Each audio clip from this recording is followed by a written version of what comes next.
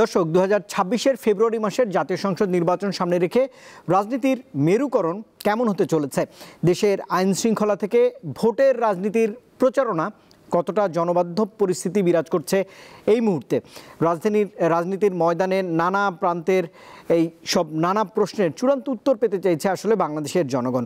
এসব নিয়েই দেশভাবনা এই মুহূর্তের বাংলাদেশে আজ আমরা একটু আলোচনা করতে চাই।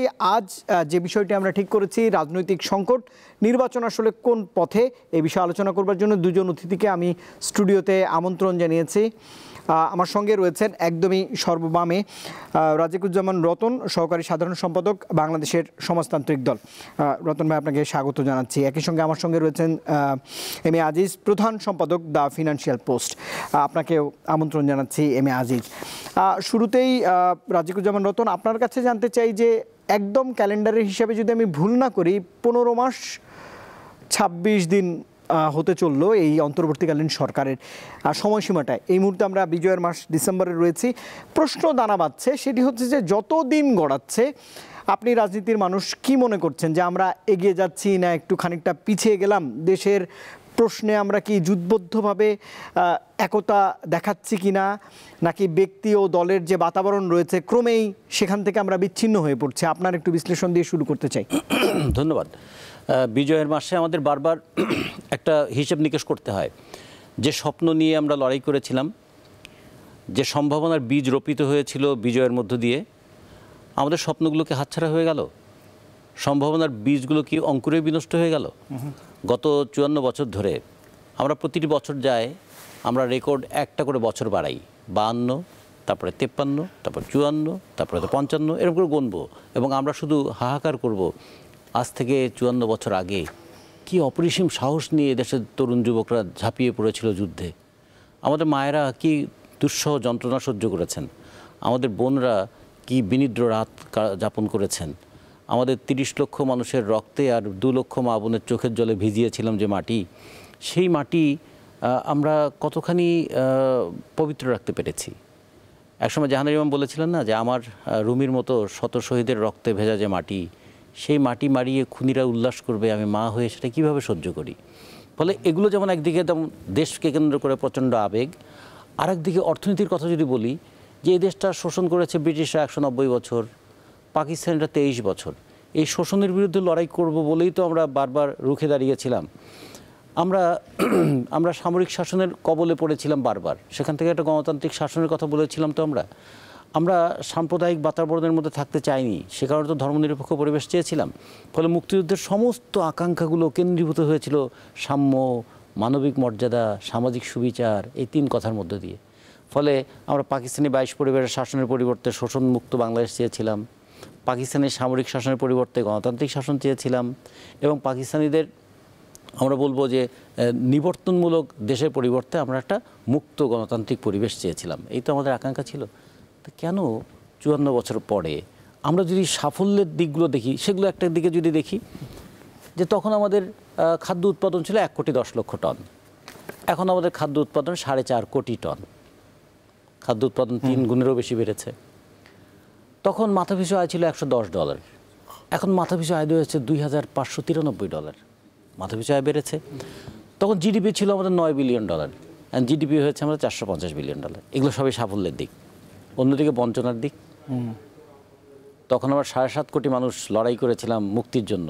আজকে বাংলাদেশের 12.5 কোটি মানুষ প্রতিদিন দারিদ্র্যের সঙ্গে লড়াই করছে, যে কোনো মুহূর্তে সে দারিদ্র্যের ঝুঁকির মধ্যে পড়ে যায়। কালকে যদি কাজটা না থাকে, খাবে কি? এই দেশের 4.5 কোটি যুবক, তাদের কর্মসংস্থানের স্বপ্ন সম্ভাবনা কোথায়?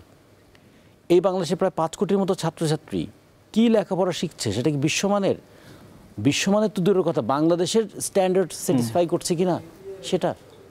কিংবা আমরা যদি বলি যে কি পরিমাণ সম্পদ দেশে আমরা তৈরি করেছি, আর সে কি পরিমাণ সম্পদ দেশ থেকে বাইরে চলে গেছে, সব দিক বিবেচনা করলে আমরা দেখলাম যে দেশটার সম্ভাবনা তৈরি হয়েছে সম্পদ তৈরি করার ক্ষেত্রে, কি দেশটা দুর্বলতা তৈরি হয়েছে সম্পদ বন্টনের ক্ষেত্রে। এবং এইটা নিয়ে যখন চলছে, তখন রাজনীতিতেও চলছে টানাপোড়েন। রাজনীতিতে আমরা একটা গণতান্ত্রিক সমাজ চেয়েছিলাম, গণতন্ত্র মনে হচ্ছে এখনও অধরা।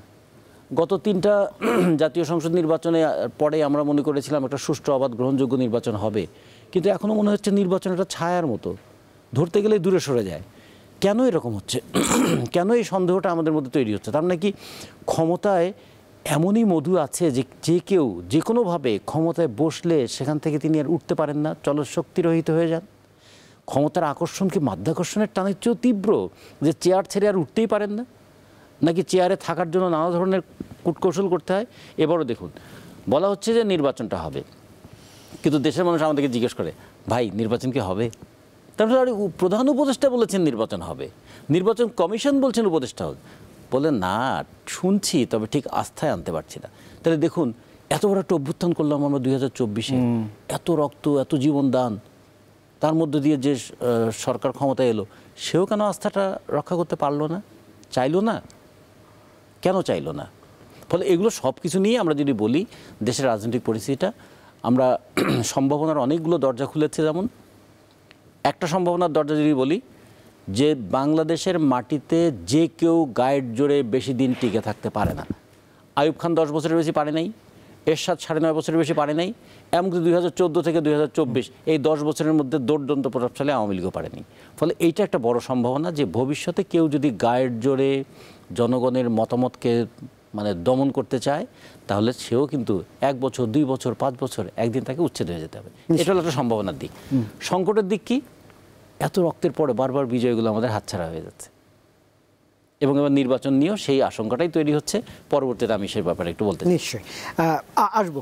বিশ্লেষণ চমৎকারভাবেই শুরু করেছেন, এবং এই যে বিভেদ, এম এ আজিজ, এই বিভেদ আপনি বরাবরই যতদিন আমি আপনার সঙ্গে এই আলাপনে গেছি, আমি দেখেছি যে আপনি এই 15 মাস অর্থাৎ 1.5 দশকের একটা অপশাসন, সেখান থেকে যখন আমরা বললেন যে এত প্রাণের বিনিময়ে আমরা যেটা অর্জন করলাম, সেই অর্জন তো অনেক আগেই বিলীন হয়ে গেছে। আপনার পর্যবেক্ষণে যদি আমি বলি, এত বিভেদও তৈরি হলো, তাহলে তো আমাদের একদম সামনে যে চ্যালেঞ্জ রয়েছে সেটাও মুখ থুবড়ে পড়বার অবস্থায়।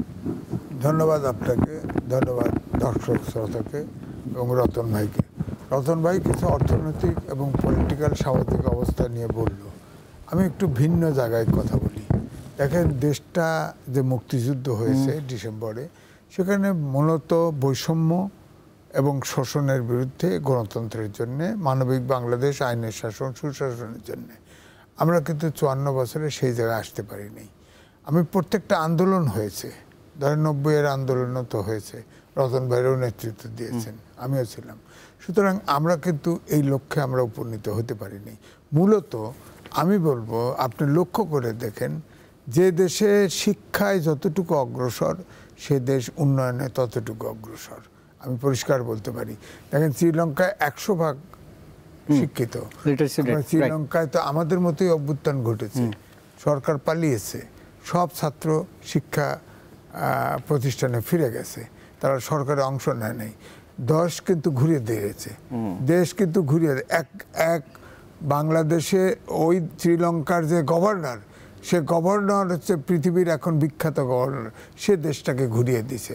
নেপালে আপনি দেখেন, অশান্ত রাজতন্ত্র থেকে চলে আসলো, আসার পরে যে অবস্থা হলো, আবার সেখানেও ছাত্রই আন্দোলন করেছে, সরকার চলে গেল, কিন্তু সরকার প্রথমেই এসে বলছে ছাত্রদেরকে শিক্ষা প্রতিষ্ঠানে ফেরত যেতে, চলে গেছে, দেশে শান্তি এসেছে। কিন্তু আমাদের দেশে 71-এ আমি বলবো যে প্রধান এ পর্যন্ত শিক্ষাকে কোনো গুরুত্ব দেওয়া হয় নাই। আপনি দেখেন, আমাদের দেশে কমপক্ষে বাংলা, ইংরেজি, আরবি সহ 12 প্রকার শিক্ষা ব্যবস্থা আছে। এই 12টা প্রকার শিক্ষায় প্রত্যেককে মাস্টার ডিগ্রি লেভেল দেওয়া হয়। এই যে 12 প্রকার মনোজগতের মানুষের তৈরি করা হয়, যার ফলে কোনো ইস্যুতে আমরা একমত হতে পারি না। 12 প্রকার চিন্তার জাতি তৈরি করে ফেলেছি আমরা, অর্থাৎ জাতি গঠন করতে পারিনি। প্রথম হলো এইটা, আমরা জাতিটা গঠন করে, এখনও দেখেন 11টি সংস্কার কমিশন করেছে, কিন্তু শিক্ষা খাত নিয়ে কোনো, অথচ 4র্থ শিল্প বিপ্লবে যেখানে প্রযুক্তি মানুষকে রিপ্লেস করছে, সেখানে আমাদের শিক্ষা, আমি লিখেছিও, শিক্ষা কিন্তু আমাদের দেশের একটি প্রতিষ্ঠান, বুয়েট সহ একটি প্রতিষ্ঠান এই শিল্প জগতের আধুনিক বিজ্ঞানের যুগে, অটোমেশনের যুগে কিন্তু কোনো আমাদের দেশ প্রস্তুত না। এবং আমি এই জন্যে বলছি যে আমরা শিক্ষাকে যদি প্রথম জোর দিতাম তাহলে দেশটা এখন এসে কিন্তু ধরেন আমরা একটি জায়গায় আমরা অ্যাচিভ করতে পারতাম। আপনি দেখেন, আপনি এই যে আপনি নির্বাচনের কথা বলেছেন, নির্বাচনে দেখেন অন্তর্বর্তীকালীন সরকার ক্ষমতায়, আমি নিজেও টকশোতে বলেছি, লিখেছি, ডক্টর মোহাম্মদ ইউনূস তাকে জাতীয় সম্পদ মনে করেছি, তাকে অন্য সরকার কাজে লাগালো না কেন এই অভিযোগও করেছি। কিন্তু তিনি যখন সরকার চালিয়েছেন, সরকারটা কিন্তু তিনি প্রপারলি কোথার থেকে শুরু করবে কোথায় শেষ করবে এটা বুঝতে পারেন নাই। এখন ধরেন প্রশাসন বলেন, আইনশৃঙ্খলা বাহিনী বলেন, রাজনৈতিক দল বলেন, দলগুলি সবগুলি দল সব দ্বিধাবিভক্ত, অভ্যুত্থানের শক্তি সব দ্বিধাবিভক্ত। এখন নির্বাচনটা যে হবে, এখন নির্বাচন নিয়ে তো ধোঁয়াশা, কারণ এই সরকার প্রথমে মানুষের আস্থা নষ্ট করেছে। কারণ ওই যে প্রথম দিকে দেখিয়েছে যে আপনার 106 অনুচ্ছেদের নিয়ে ওত নিছে, তো অর্থাৎ এটা সাংবিধানিক সরকার, এই জায়গাটা সরকার থাকে নাই, না থাকার কারণে আর ওই যে হেঁটে যায় 5 বছর থাকেন, আজীবন থাকেন, নির্বাচন দেয় যদি কিন্তু দিয়ে সবসময় কথা বলে, যার ফলে এই সরকারের পক্ষ থেকে ডক্টর ইউনূস সরকারের যে কথাই বলে মানুষ আর পুরনো এটা অ্যানালাইসিস করে এটা সত্য কিনা মিথ্যা কিনা। কিন্তু এখন যে নির্বাচন সামনে হচ্ছে, আমি বলবো এখন আওয়ামী লীগের অ্যাবসেন্সে বিএনপি এবং জামাত যতই ভোটের দিক থেকে বড় দল, কিন্তু তাদের ভিতরে যে সরকারে যাওয়ার জন্য যে প্রতিযোগিতা শুরু হয়েছে, এই প্রতিযোগিতা কিন্তু আমি বলবো যে এটা একটা অশান্তি আনবেই, এতে কোনো সন্দেহ নেই। এবং নির্বাচনে আপনি দেখেন বিএনপি কোনোভাবে নির্বাচনে যেতে চায়, আর জামাত যে অ্যাক্টিভিটি চালাচ্ছে তাতে করে তাদের দাবি কিন্তু পূরণ হয়েছে। আপনার ঐক্যমত্য কমিশনে তারা নিচু কক্ষেও আপনার আনুপাতিক নির্বাচন চেয়েছে। ঐক্যমত্য কমিশনের পক্ষ থেকে কিন্তু যেটা দেওয়া হয়েছে ফাইনালি জুলাই সনদ, সেখানে কিন্তু নিচু কক্ষে কিন্তু আনুপাতিক হারে উচ্চ কক্ষে যাবে। সুতরাং তাদের দাবি মেনে গেছে, তারপরে তারা মাঠে আছে। এখন যদি সবগুলো দল মাঠে নামে তাহলে দেশের অবস্থা কি হবে? গৃহযুদ্ধ হবে, পরিস্থিতিটা ওরকম আছে। সুতরাং এখন আমার কাছে মনে হচ্ছে একটি পক্ষ ভোট চায় না, অর্থাৎ একটি পক্ষ ভোট ডিলে করতে চায়, অর্থাৎ নির্বাচন পিছিয়ে দিতে চায়, আর একটি পক্ষ নির্বাচনের জন্য অস্থির। এই অবস্থায় কেউ তো আপনার অভ্যুত্থানের শক্তি একসাথে চিন্তা করা সেটা তো করছে না। ধরেন আমি এখন যে জুলাই অদর্শ জারি করা হলো, 84টা সংস্কার প্রস্তাব আছে, সেটাকে 4টের ভিতরে আনা হয়েছে। 4টের ভিতরে সবটাই আছে। এর ভিতরে ধরেন বিএনপির প্রায় 19টার মতো নোট অফ ডিসেন্ট ছিল, জামাতের 4টে ছিল, সব মিলে 84টা, তার থেকে 48টা এসে ঠেকেছে। তো এখন ধরেন আপনি এটাকে গণভোটে দিবেন এবং প্রেসিডেন্টের আদেশ দিয়ে, প্রেসিডেন্ট প্রধান উপদেষ্টা কেউ সংবিধান জীবিত থাকতে আপনার আদেশ দিলে সেটা অবৈধ, কখনো চ্যালেঞ্জ হবে। 1, 2 হলো আপনি গণভোটে যাবেন, হানা ভোট দিবেন আদেশের উপরে, হানা ভোট তো জয় হবে না আমার কাছে হিসাব। ধরেন বিএনপির যে আপনার নোট অফ ডিসেন্ট এখানে নাই, সুতরাং বিএনপি অলরেডি কিন্তু মেন্টালি প্রস্তুত, তারা এটা না ভোট দেবে। আওয়ামী লীগের যারা সমর্থক যারা ভোট কেন্দ্রে যাবে তারাও না ভোট দিয়ে দেবে, তো না ভোট তো এটা বিজয়ী হবে। সুতরাং এই জুলাই সনদের কি হবে? তার মানে কি শিশু জনতা সারা জীবন দেয় নেই অভ্যুত্থানে? তো এটা তো আমার বক্তব্য হচ্ছে এটা একটা অবৈজ্ঞানিক প্রচেষ্টা। কারণ 25টা 30টা দল একসাথে বসিয়ে সব দলকে সব ইস্যুতে একমত করার চেষ্টা করা, এটাই হচ্ছে অবৈজ্ঞানিক চিন্তা। কারণ হচ্ছে সবগুলো দল যদি সব ইস্যুতে একই হয় তাহলে তো একটা পার্টি হতো, নীতি আদর্শ সব দলের তো আলাদা, এক তো হবে না। ডক্টর মোহাম্মদ ইউনূস প্রথমে বলেছিল যে আমরা রাজনৈতিক দলগুলো যতটুকুতে একমত হয় সেটুক নিয়েই আমরা নির্বাচনে যাব, আর বাকিটা আমরা ওয়েবসাইটে দিয়ে দেবো, জনগণ দেখবে। ওইটাই ঠিক ছিল, কারেক্ট। এখন ওখানে আমাদের মূলনীতিতে সমাজতন্ত্র আছে, এই রতন ভাই কি সমাজতন্ত্র বাদ দিলে হবে? এগ্রি করবে না তো, ওনারা বয়কট করছে, স্বাক্ষর করে নাই, স্বাক্ষর হচ্ছে 5টা দল স্বাক্ষর করে নাই, 25টা দল স্বাক্ষর করছে। এখন 25 দলের সনদ নিয়ে আপনার মনে হচ্ছে যেন 52টা নিবন্ধিত দল আছে, আরও আছে, ধরেন ওটা বাদ দিলাম, এই 25টা দল কি সারা দেশের সব জনগণকে রিপ্রেজেন্ট করে? তারা বলে যে সব জনগণের, এটা মনে হচ্ছে যে এই 25টা দলকে সারা জাতির সব অধিকার তাদেরকে দিয়ে দেওয়া হয়েছে, এটা তো না। তা আপনি হ্যাঁ না ভোট দিবেন, আপনার সুযোগ রাখবেন না। আপনি বলেন আমি কোনটায় হয়তো 10টায় একমত হব আর 5টায় একমত হব না, কিন্তু হ্যাঁ না ভোট দেওয়ার তো কারো সুযোগ নেই। আমার তো হ্যাঁ না ভোট দেওয়া একটাই দিতে হবে, হয় হ্যাঁ নয় না। যেমন আমি ব্যক্তিগতভাবে আমি তো তখন না দেবো, কারণ অনেক প্রস্তাবে তো একমত না, কারণ এটা অবৈধ। যেটা দেওয়া হচ্ছে কোনো ভোটের প্রস্তাব একটা আদেশ দিয়ে, প্রেসিডেন্টের আদেশ দিয়ে, এটা অবৈধ। সুতরাং এটাতে এমনিতেই আমি না ভোট দেবো। আর সংস্কার প্রস্তাবে কোনটায় একমত কি একমত না সেটা আমি বিবেচনা করব না, আমি না ভোট দেবো। অনেকেই না ভোট দিবে, তখন কি করবে? এই 25টা দল কি জবাব দিবে? আপনার যারা স্বাক্ষর করেছে তারা কি জবাব দিবে জনগণের কাছে, কি জবাব দিবে? একদম সরাসরি নির্বাচন যারা আসলে মাঠে পরিচালনা করবেন, মাঠ প্রশাসন এবং নির্বাচন কমিশন, তাদের পক্ষ থেকে বলা হচ্ছে যে একটি সুষ্ঠু গ্রহণযোগ্য নির্বাচন যা দেশের স্বার্থে ভালো হবে এমন নির্বাচন তারা করতে চায়। মাননীয় প্রধান উপদেষ্টা তার বক্তব্যে বলেছেন আগামী জাতীয় সংসদ নির্বাচন নিয়ে জাতি গর্ব করবে। কি মনে করছেন? হ্যাঁ, এই কথাটা শুনতে খুব ভালো লাগে। তাহলে গর্ব করার প্রয়োজনীয় প্রস্তুতিগুলো আমাদের একটু দৃশ্যমান হতে হবে। জুলাই মাসে নির্বাচন কমিশন বলেছিলেন যে তারা নির্বাচন করার জন্য প্রস্তুত, তার মানে প্রস্তুতিটা যথেষ্ট আছে। কিন্তু তারপরে সন্দেহ কেন যায় না?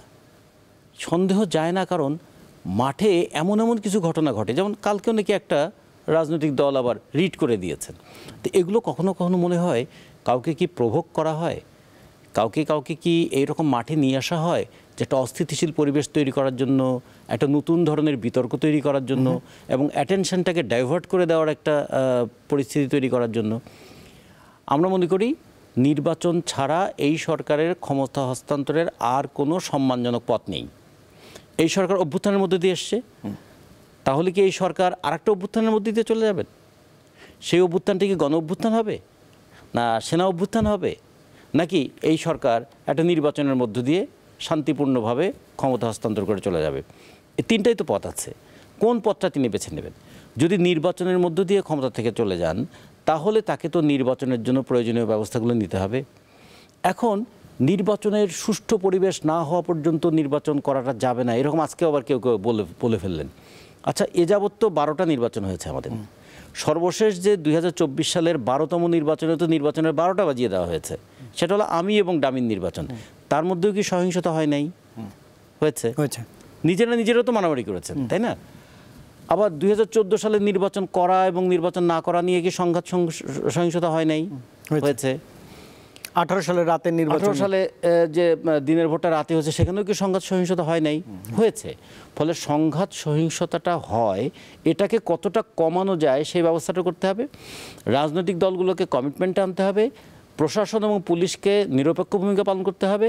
এবং নির্বাচনের তো অনেকগুলো স্টেক হোল্ডার আছে। প্রধান স্টেক হোল্ডার হচ্ছে যে যারা নির্বাচনে প্রার্থী দেবেন, রাজনৈতিক দল। তারপর হচ্ছে যাদের কাছ থেকে তারা সম্মতি নেবেন, মানে ভোটার। তারপর হচ্ছে যারা নির্বাচন অনুষ্ঠানটা পরিচালনা করবেন, নির্বাচন কমিশন। এই অনুষ্ঠানটা পরিচালনা করবার জন্য তাদেরকে সহায়তা করবেন কে? সেটা হচ্ছে সরকার, পুলিশ এবং প্রশাসন। তার সঙ্গে যুক্ত আছে প্রায় 6 থেকে 6.5 লক্ষ আইনশৃঙ্খলা বাহিনীর সদস্য, আনসার বাহিনী সব মিলিয়ে, আর polling officer, presiding officer, returning officer সহ এই সমস্ত মানুষগুলো। তাহলে এখানে কিছু মানুষের থাকবে তারা যেন ভোটটা শান্তিপূর্ণভাবে দিতে পারে, এই জন্য শান্তিপূর্ণ পরিবেশ বজায় রাখা। আর যারা প্রার্থী হিসেবে দাঁড়াবেন তারা যেন শান্তিপূর্ণভাবে প্রচার করতে পারেন, এই জন্য একটা গণতান্ত্রিক পরিবেশ। আর নির্বাচনের দিন যেন নির্বাচনের পরিবেশটা শান্তিপূর্ণ থাকে, ভোটটা যেন ঠিকভাবে দিতে পারেন, এবং ভোটের পরে ভোটের গণনাটা যেন সঠিক হয় এবং যা গণনা হয়েছে তা যেন ফলাফল প্রকাশিত হয়। সব মিলিয়ে তো একটা নির্বাচনের আয়োজন, এবং এই নির্বাচনের আয়োজনে ক্ষমতাসীন সরকারের ভূমিকাটা খুব গুরুত্বপূর্ণ। এই জন্য নির্বাচনে যে 3টা এম এর কথা বলা হয়, একটা মানি, একটা হলো মাসল, আর একটা হলো ম্যানিপুলেশন। মানি এবং মাসলকে নিয়ন্ত্রণ করবে কে? সরকার। আর সরকার নিজে যেন ম্যানিপুলেশন না করে।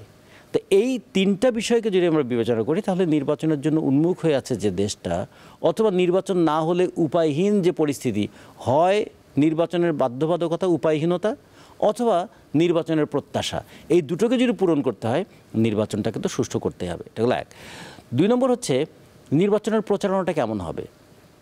আমরা বললাম নির্বাচনে আবার কি টাকার খেলা হবে, এবং ইতিমধ্যে আমরা দেখলাম যে টাকার খেলা ঘটাবার জন্য সমস্ত ব্যবস্থা করা হচ্ছে। নির্বাচনের জামানত পরিমাণ বাড়িয়ে দেওয়া হলো, নির্বাচনের খরচের পরিমাণ ব্যয়সীমাও বাড়িয়ে দেওয়া হলো, এমনকি এখন ডিজিটাল প্রচারের নামে যা করা হলো সেটা একদিক থেকে পরিবেশ দূষণ বাড়িয়ে তুলবে, আর একদিকে ব্যাপক ব্যয়ের বিষয় তৈরি করে ফেলবে।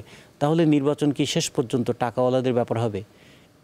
আমরা কি সেই দেশ হয়ে যাব, এ কান্ট্রি উইথ 2 নেশন, যে একদল শুধু ভোট দিয়ে যাবে, 12,69,00,000 ভোটার, তাদের দায়িত্ব শুধু ভোট দেওয়া, আর 1 লক্ষের মতন বাংলাদেশের কোটিপতি আছে, এই 1 লক্ষ মানুষই কখনো জাতীয় সংসদ নির্বাচনে, কখনো উপজেলা নির্বাচনে, নানা নির্বাচনে তারা প্রার্থী হবেন, টাকার ব্যবসা হবে তাদের। তাহলে দেশটাকে কি আমরা ভোটার এবং ভোট প্রার্থীর দেশে বিভক্ত করে ফেলবো? ফলে মানুষের যে আকাঙ্ক্ষা সেটা কি মাঝে মাঝে শুধু অভ্যুত্থানের মধ্য দিয়ে প্রকাশিত হবে? সেটা কি ভোটের মধ্য দিয়ে তার কোনো প্রকাশ ঘটবে না? ভোটের মধ্য দিয়ে কি ব্যবসায়ীদেরকে আরও বড় ব্যবসায়ী হওয়ার সুযোগ করে দেওয়া হবে? পার্লামেন্টগুলোকে কি আইনসভার পরিবর্তে কোটিপতিদের ক্লাবে পরিণত করা হবে? এই ডিবেটগুলো কিন্তু আমাদের ছিল। এই ডিবেটগুলো থেকে মানুষকে একটা উত্তরণের পথে নিয়ে যাওয়ার দায়িত্ব ছিল তো অন্তর্বর্তীকালীন সরকারের। মানে দলীয় সরকাররা করবেন না বলে আমরা ভরসা পাইনি। আমরা তো অন্তর্বর্তীকালীন সরকারের কাছে সেই পথটা দেখতে চেয়েছিলাম, কিন্তু অন্তর্বর্তীকালীন সরকারের অন্তরের বাসনাটা কিন্তু জনগণের কাছে প্রকাশিত হয়ে গেল। তারা আবার ওই টাকাওয়ালাদের হাতে নির্বাচন, এবং এর মধ্যে সবচেয়ে গুরুত্বপূর্ণ যে বিষয়, মানুষকে ব্যস্ত রেখেছে নির্বাচনের চিন্তায়। বন্দরের আমাদের টার্মিনালগুলো ইজারা দেওয়া হচ্ছে বিদেশি কোম্পানির হাতে। ফলে এগুলোও কিন্তু মানুষের মধ্যে কনফিউশন তৈরি করে যে ইলেকশন ডিলে করা শুধুমাত্র গণতন্ত্রকে বিপর্যস্ত করছে তা না, আমাদের ভবিষ্যৎ অর্থনীতিটাকেও তো কারো না কারো হাতে কক্ষিগত করে ফেলার চেষ্টা হচ্ছে। ফলে এগুলো মিলেই আসলে রাজনৈতিক পরিস্থিতিটা একটু জটিল হয়ে আছে। আজকে জমান নতুন, ধন্যবাদ। আজিজ, আপনার কাছে এই ডক্টর মোহাম্মদ ইউনূস যখন থেকে ক্ষমতা নিলেন, যত দিন গড়িয়েছে, এই প্রশ্নটা নিশ্চয়ই আপনাকে শুনতে হয়েছে, লিখতে হয়েছে, বিশ্লেষণ দিয়েছেন। সেটা হচ্ছে জনমনের কথা, যেটি রতন ভাই বলেছেন একটু, আসন্ন জাতীয় সংসদ নির্বাচনটা হবে তো, বা কবে হবে। উনি একদম এক ধরনের সময়সীমা বেঁধে দিয়েছেন যে মধ্য ফেব্রুয়ারি 2026, যেটি দিয়ে আমি শুরু করছিলাম। কোনো কোনো পক্ষ বলছেন শান্তিপূর্ণ উৎসবমুখর নির্বাচন হবেন, যেমনটা আমি কোট করছিলাম এর আগে ইসি এবং মাননীয় প্রধান উপদেষ্টাকে। আর একই সঙ্গে কেউ কেউ বলছেন যে সংঘাতময় এবং কলঙ্কিত একটি নির্বাচন হবে দেশের ইতিহাসে। পর্যবেক্ষণ জানাবেন। এটার সাথে আমি একমত। কারণটা একটাই বলছি, যে অভ্যুত্থানের শক্তি আপনি খেয়াল করে দেখেন, এক পক্ষ বেপরোয়া হয়ে গেছে ইতিমধ্যেই। এখন আরেক পক্ষ যদি দেখে যে এই অবস্থা, তো সেই পক্ষ হবে। ইতিমধ্যে বিভিন্ন জায়গায় তো সংঘাত সংঘর্ষ হচ্ছে, মানুষও মারা গেছে, আর্মসও ব্যবহার করা হচ্ছে। ঈশ্বরদীতে আপনার জামাতের একজন প্রার্থীর পক্ষে তো অস্ত্র উঁচিয়ে, রিভলভার উঁচিয়ে তো গুলিও করা হয়েছে। সুতরাং এটা সম্ভবত পাবনাতে, হ্যাঁ পাবনা ঈশ্বরদী। সুতরাং এই জন্য আমি বলছি, ধরেন নির্বাচন যখন শুরু হবে, ধরেন সরকারের প্রস্তুতির কথা যদি বলেন, প্রশাসন ক্যাডার বরাবরই সব সরকার প্রশাসন ক্যাডারের উপর নির্ভর করে দেশ চালিয়েছে। মিনিস্ট্রি বলেন, একদম ইউএনও পর্যন্ত, প্রত্যেকটা মিনিস্ট্রি বিভাগ পর্যন্ত প্রশাসন ক্যাডার। এর বাইরে 25টা ক্যাডার আছে না? সেখান থেকে ইচ্ছে করলেই এই সরকার বেছে নিয়ে একটা টিম 64 জন করে একটা ওরিয়েন্টেশন দিত। এটা তো আইনস্টাইন আর্কিমিডিস বানাবে না, কিন্তু বানাবে। প্রত্যেক দিন সন্ধ্যার সময় প্রজ্ঞাপন জারি করে শত শত সরকারি কর্মকর্তাকে রদবদল করা হচ্ছে। রদবদল আবার লটারিতেও করে, কি আজব কাণ্ড। এই জন্য আমি বলছি যে শুরুটা কোথা থেকে করবে, শেষটা কোথায় করবে, এটা বোঝে না। এখন ধরেন এই যাই বলেন, এখন বাইরের থেকে রিটার্নিং অফিসার বানাবেন, ইউএনও বানাবেন, অ্যাডমিনিস্ট্রেশনের কেউ কথা শুনবে না, কেউ কথা শুনবে না, তার কথা তো শুনবে না। এখন ধরেন সারা দেশে প্রায় 450 সেন্টার হবে। এখানে তো অন্তত 2টা বা 4টে পুলিশ দিবেন, আনসার দিবেন কয়েকটা, আর্মি স্ট্রাইকিং ফোর্স থাকবে, হয় থানা হেডকোয়ার্টারে, নাই ডিস্ট্রিক্ট হেডকোয়ার্টারে।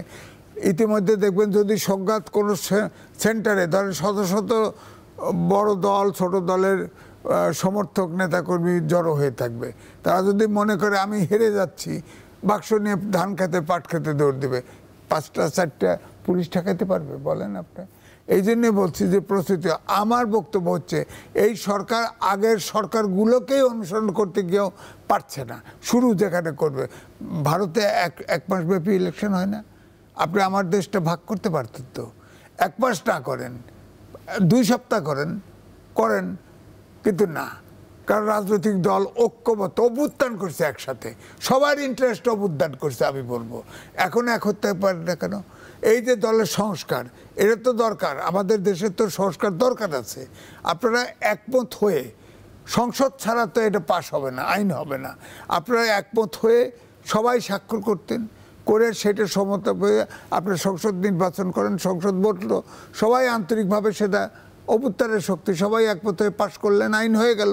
না, আগে একমত হতে হবে, আগে তওবা করতে হবে। হ্যাঁ, আগে একমত হইলেন, সংসদে একটা দল আপনি চাপাই দিলেন, সংসদ রাষ্ট্র মানে সরকার গঠন করলো, সে মানলো না, নানান অজুহাত খুঁজে মানলো না, কি করবেন?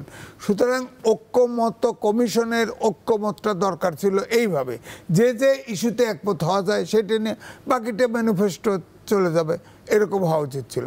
তো সুতরাং আমি বলবো যে নির্বাচন, এই জন্যই বলছি, যতই বলেন আপনার আইনশৃঙ্খলা বাহিনী, প্রশাসন, রাজনৈতিক দলের ভিতরে কোনো আন্ডারস্ট্যান্ডিং নেই। দ্বিতীয়ত, প্রশাসন এখনো সঠিক নেই, প্রশাসন এখনো ট্রমাটাইজ। এখনো আপনি দেখেন, আমার থানা হচ্ছে জামালপুরের একটা জায়গায়, সেখানে পুলিশ আপনার 13 মাস পরে একই কেস আবার করছে। সেখানে বড় বড় ব্যবসায়ী ঢুকাই দিছে যাতে মাল খাওয়া যায়, ঘুষ খাওয়া যায়, পরিষ্কার। হ্যাঁ, তাছাড়া ব্যবসায়ীদের ঘটনায় কিছু ঘটনায় ব্যবসায়ী কেন আসামি হলো বলেন? বড় বড় ব্যবসায়ী, এটা বুঝতে হবে। তো এই জন্যই আমি বলছি যে চরিত্র কারো পাল্টায় নেই, আপনি সেই লোকগুলোকে দিয়ে, কিন্তু সংখ্যায় অল্প, আপনার প্রয়োজনীয় সংখ্যা নাই, আপনি নির্বাচনে যাচ্ছেন। আপনি নির্বাচন ব্যবস্থাটাকে পরিবর্তন করতে পারতেন, যে আমি একটা ঐতিহাসিক নির্বাচন দিতে চাই, তাহলে আমি কতটুকু পারি সেই অনুযায়ী তো ব্যবস্থা নিতে হবে। আপনি 2 ডিভিশন বা 3 ডিভিশন ভাগ করে করে নির্বাচন করতেন, সমস্যাটা কি? আপনি সেনানিবাসে রাখেন বাক্স, নাহলে সংসদ ভবন ফাঁকা আছে সেখানে রাখেন, আর্মি গার্ড রাখেন। আপনার সব পার্টি যারা মনে করে যে ইলেকশন করলে তার বাক্স চুরি হয়ে যাবে, সবাইকে পাহারা দেন, সমস্যা কি? আপনি 2 সপ্তাহ ধরে নির্বাচন করেন, প্রত্যেক দিন 3টা করে ডিভিশন করেন, তাহলে তো আপনার কিছু শর্ট পড়ে না। রিটার্নিং অফিসারও কম লাগে, ধরেন খুব বেশি লাগলে রিটার্নিং অফিসার লাগবে কত, 16টা জেলা আছে উত্তরবঙ্গে, ধরেন 2টা ডিভিশনে 16টা রিটার্নিং অফিসার লাগে। 16টা রিটার্নিং অফিসার তো আপনি সৎ পান না, আপনি রাজনৈতিক নিরপেক্ষ পান না, প্রফেশনাল নাই, অবশ্যই আছে, কিন্তু সেই লোকটা 16টা যদি মাত্র, বেশি লাগবে না, 16টা রিটার্নিং অফিসার হলে আপনি অবশ্যই আপনি দেশপ্রেমিক 10টা অফিসার পাবেন। আপনি ওটি নিয়ে ঘুরে ইলেকশন করেন না, সমস্যা নাই তো। প্রত্যেকটা সেন্টারে আপনি সাফিসিয়েন্ট পুলিশ দেন, আইনশৃঙ্খলা বাহিনী আনসার দেন, যতগুলো লাগে, যাতে অন্তত পক্ষে সন্ত্রাস করার জন্য, মানে নির্বাচন রিগিং করার জন্য যদি 500 লোক আছে, 500 লোককে প্রতিহত করতে পারে। আপনি এমন সিকিউরিটি দাঁড় করে রাখেন না, নির্বাচন হবে না কেন? হ্যাঁ, তারপরেও আমি বলবো অভ্যুত্থানের শক্তির ঐক্য দরকার ছিল, সেটা যখন ভেঙে পড়ছে তখন নিরপেক্ষ নির্বাচন হওয়া খুব কঠিন। আপনি সরকারের উপর দোষ চাপালে তো হবে না, সরকার তো নির্বাচন দিতে চাচ্ছে, কিন্তু এটা বিশ্বাস করতেছে না মানুষ। কারণ ওই যে হাঁটে গেলে কয় 5 বছর থাকেন, 100 বছর থাকেন, যদি কিন্তু ছাড়া কথা নাই। এতদিন ধরে আপনি বলছেন অমুক দিন নির্বাচন, এখনো বলে 2 ফেব্রুয়ারি, তারিখ দেন না কেন? অনুমান এত তারিখের ভিতরে হইতে পারে, তারিখ দেন না, কারণ আবার পিছাতে পারেন। সুতরাং কোনো অবস্থাতেই আপনি দেখেন, যদি কিন্তু তবে সম্ভাবনা এর বাইরে এই সরকার কথা বলে না, এই জন্য অশান্তি। আর 7 দিন, সামনের 7 দিন হয়তো নির্বাচন কমিশন তফসিল দিতেও পারে, এমন আভাস রয়েছে। নিশ্চয়ই তার ডেটটা করলে কি সমস্যা ছিল? প্রত্যেকটা তো আমলা, তারা তো ডেটটা দিতে পারতো, দেয় নাই তো, ফাঁক রেখেছে। অত সময় দিতে পারে কেন? অত তারিখের শিডিউল দিতে, এই কেনের উত্তর নিশ্চয়ই আমরা আগামী সপ্তাহে হয়তো পেতে পারি। আবারও হয়তো শব্দটা ব্যবহার করতে হচ্ছে। রাজিকুজ্জামান রতন, আপনি রাজনীতির মাঠের মানুষ, রাজনীতি করছেন দীর্ঘদিন। আপনার কাছে এই মুহূর্তে একটা সংকট নিয়ে একটু আপনার পর্যালোচনা জানতে চাই। বাংলাদেশের সাবেক প্রধানমন্ত্রী খালেদা জিয়া গুরুতর অসুস্থ, সংকটাপূর্ণ তার অবস্থা। রাজনৈতিক এই সংকটকালীন অবস্থায় তার এই অসুস্থতা নতুন কোনো অশনি সংকেত দেয় কিনা সেটি নিয়ে একটু আপনার মূল্যায়ন একটু জানবো। একই সঙ্গে বড় রাজনৈতিক দল বিএনপির ভারপ্রাপ্ত চেয়ারম্যান তারেক রহমান বিদেশে অবস্থান করছেন। তিনি সামাজিক যোগাযোগ মাধ্যমে বিভিন্ন ধরনের পোস্ট করছেন, সাম্প্রতিক আলোচনা রয়েছে তার দেশে ফেরা নিয়ে। এগুলো আসলে রাজনীতিতে কি বার্তা দিচ্ছে, এই বিশ্লেষণগুলো একটু যদি একটু সংক্ষেপে করতেন। দুটো জিনিস, যে আজিজ ভাই যেটা বলেছেন যে নির্বাচনের যেহেতু কোনো বিকল্প নাই, নির্বাচনটা করতেই হবে। গতকাল একজন নির্বাচন কমিশনার বলেছেন যে 11ই ডিসেম্বর তফসিল ঘোষণা করা হবে এবং ফেব্রুয়ারি মাসের 8 থেকে 12 তারিখের মধ্যে নির্বাচন হবে। আজকে আবার দেখলাম একটা রিটও হয়েছে। তার মানে নতুন ধরনের বিষয় আছে। যখন তারিখ দেন না কেন বলি, তখন তারিখ দেন দিয়ে আবার একটা ঝামেলা তৈরি হয়। এগুলো নিশ্চয়ই ফয়সালা করতে হবে, কারণ এটা ছাড়া উপায় নাই। মানে যে বাঘের পিঠে তারা চড়েছেন, এই বাঘের পিঠ থেকে নামতে গেলে রিস্ক আছে, কিন্তু না নেমেও তো উপায় নাই। এখন তারা সেফ এক্সিটটা তাদের দরকার আছে, অথবা সেফ এক্সিস্টেন্স দরকার আছে, যে তারা দেশেও যেন শান্তিতে থাকতে পারেন অথবা দেশের বাইরেও যেন ভালোভাবে চলে যেতে পারেন। কারণ অনেক উপদেষ্টাকে তো আমরা বাইরে থেকে নিয়ে এসেছিলাম, তারা তো আবার কাজ শেষ করে বাইরেই চলে যাবেন, তাই না? আমরাই অভাগেরা দেশে থাকবো, আবার নতুন করে ভাগ্য পরিবর্তনের লড়াই করবো। কারণ বারবার আমরা তো অপূর্ণ স্বপ্ন নিয়ে লড়াই করি, আমরা তো হেরে যাই কিন্তু ছেড়ে দেই না, আবার তো নতুন করে লড়তে হয় আমাদের।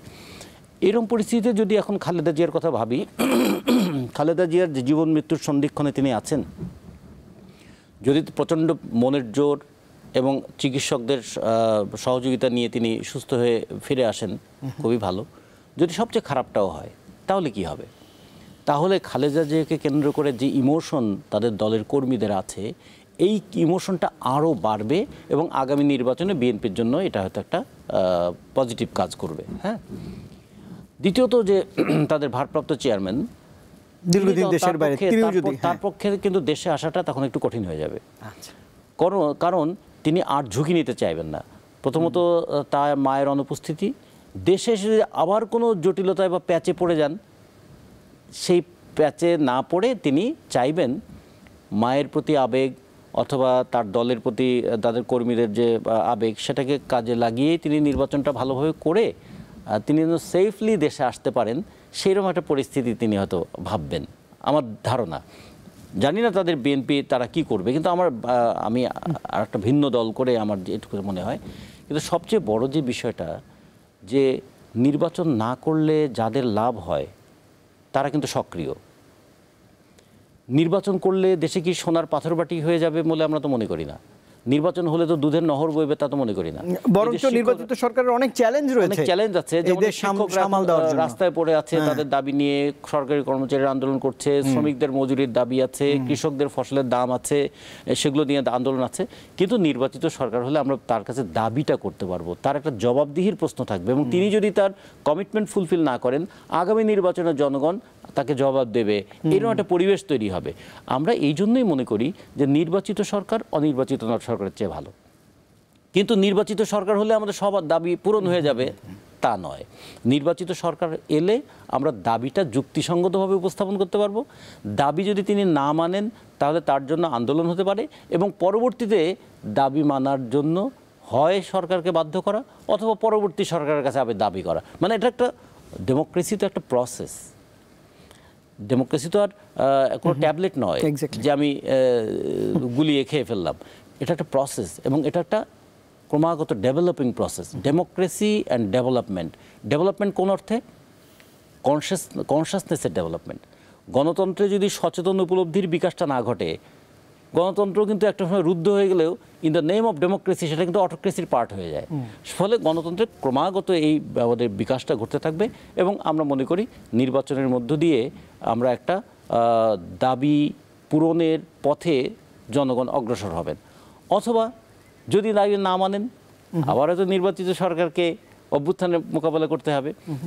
মানুষ তো থেমে থাকবে না, অভাব মোকাবেলা করার জন্য সে চেষ্টা করবে, এবং মানুষ দেখবে তার অভাবটা কতখানি যুক্তিসঙ্গত আর অভাবটা কতখানি আরোপিত, অভাবটা কতখানি দুর্নীতির কারণে আর অভাবটা কতখানি আসলে নিয়মের কারণে। যদি মানুষ মনে করে দুর্নীতির কারণে অভাব হয়, তাহলে সে তো অভাব মেনে নেবে না। ফলে আমরা মনে করি নির্বাচন একটা গণতান্ত্রিক ব্যবস্থার অঙ্গ হিসেবে কাজ করবে, এই অঙ্গটাকে কেউ যেন প্যারালাইজ করে না দেয়। নিশ্চয়ই। রাজিকুজ্জামান রতন, অসংখ্য ধন্যবাদ। একদমই শেষ পর্যায়ে রয়েছে, আবারও একটি কোট দিয়ে শুরু করতে চাই। নদীকে শাসন করতে গিয়ে আমরা নদীটাকেই মেরে ফেলেছি, দেশকে শাসন করতে গিয়ে বা শাসন করার সুযোগ পেতে গিয়ে আমরা কি দেশকেও মেরে ফেলছি কিনা, একজন লিখেছিলেন, আমি তার কোটটা নিয়ে এসেছি। জীবন মৃত্যুর এই তীব্র সংকটে দেশ বেঁচে থাকবে তো, এই প্রশ্নের একদম যুক্তি খণ্ডন করবেন। আরেকটু বেগম খালেদা জিয়া রাজনীতিতে এখনো ফ্যাক্টর কিনা, এটিও একটু যদি বলতেন। জীবন মৃত্যুর কথা যেটা শেষ কথা বলেছে, আমি শেষ কথার সাথে একমত না। দেশ মুক্তিযুদ্ধ করে থেকে স্বাধীন হয়েছে, এ দেশ থাকবে। কিন্তু রতন ভাই বলেছেন না, 12টি নির্বাচনে 12টি সরকার এসেছে। আমরা সামাজিক অনেক সূচকে এগিয়েছি, রাজনৈতিক সূচকে কিন্তু পিছিয়েছি। কিন্তু আমরা রাজনৈতিক সূচকে এগোতে পারছি না। কোনো দলই জনগণের আকাঙ্ক্ষা এবং ভোট যে প্রত্যাশা দিয়েছে সেটা পূরণ করেনি এ পর্যন্ত। 12টি নির্বাচনে 12টি সরকার।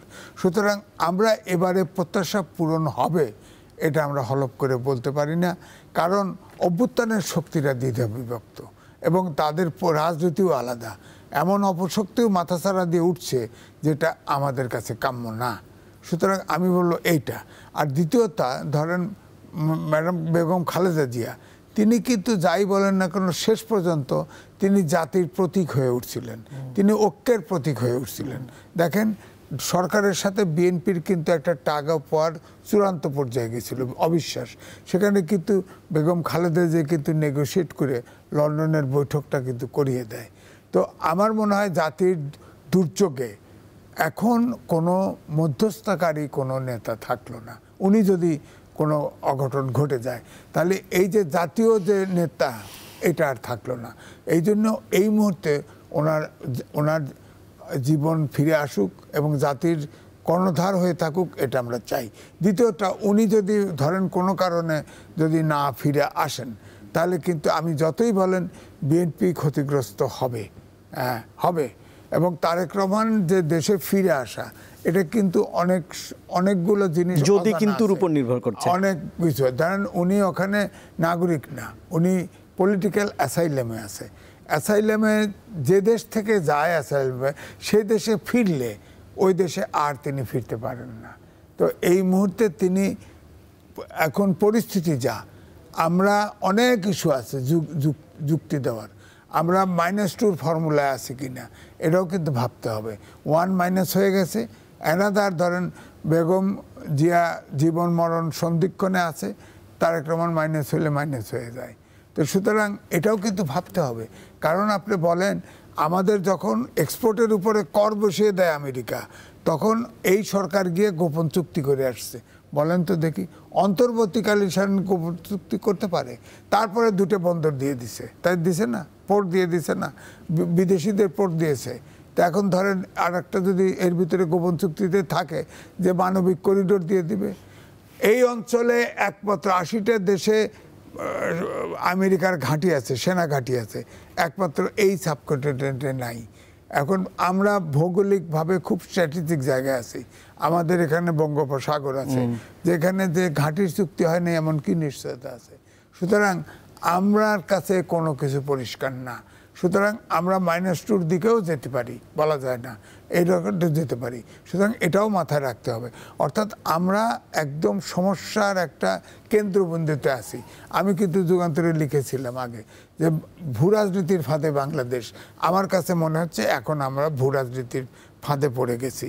এখন ডক্টর ইউনূস সরকার বা ডক্টর মোহাম্মদ ইউনূস বিদেশিদের হায়ার করে করে দেশ চালাচ্ছেন, সব বিদেশিদের প্রতি অনুগত। আমাদেরকে এই দেশটাকে কোথায় জিম্মি করে ফেলে, কোথায় ছেড়ে দেয়, আমার কাছে কিন্তু সন্দেহান। আমি বুঝতে পারছি না অন্তত। এম এ আজিজ, অসংখ্য ধন্যবাদ, সময় দিয়েছেন। একই সঙ্গে রাজিকুজ্জামান রতন সময় দিয়েছেন, অসংখ্য ধন্যবাদ জানাচ্ছি। অনেকটা বলা যায় উদ্বেগ নিয়ে আজকের অনুষ্ঠান শেষ করতে হচ্ছে দর্শক, কিন্তু এই সংকটগুলো কেটে যাবে। মানুষের ভোটের অধিকার প্রতিষ্ঠিত হবে, আগামী নির্বাচনে মানুষ ভোট দিবে স্বতঃস্ফূর্তভাবে, গণতন্ত্র ফিরে আসবে এমন প্রত্যাশা নিয়ে এই মুহূর্তে আজ শেষ করছি দেশ ভাবনা। সঙ্গে থাকার জন্য ধন্যবাদ, শুভরাত্রি।